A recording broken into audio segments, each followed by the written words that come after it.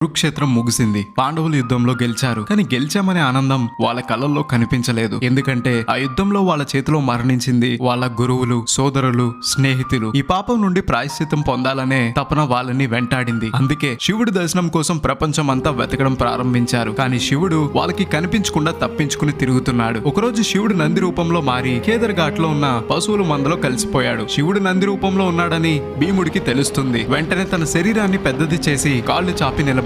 పశువులన్నీ భయపడి కాళ్ల మధ్యలోంచి పరిగెడతాయి. ఒక్క నంది మాత్రం కదలకుండా నిలబడుతుంది. ఆ నందే శివుడు అని భీముడికి అర్థమవుతుంది. భీముడిని చూసి భూమి లోపలికి వెళ్లిపోతున్న నంది తోకను భీముడు గట్టిగా పట్టుకుని లాగుతాడు. తర్వాత నంది ముప్పురం పట్టుకుంటాడు. నంది భూమి లోపలికి వెళ్లిపోతుంది. దాని ముప్పురం మాత్రం బయట మిగిలిపోతుంది. ఆ ముప్పురమే మనం కేదార్నాథ్ ఆలయంలో చూసే శివలింగం. తర్వాత వాళ్ళ భక్తికి మెచ్చి శివుడు పాండవులకు మోక్షాన్ని ప్రసాదిస్తాడు. ఈ కేదార్నాథ్ ఆలయాన్ని ఎవరు దర్శించుకున్నా మోక్షం పొందుతారని పురాణాల్లో రాయబడింది. ఈ ఆలయం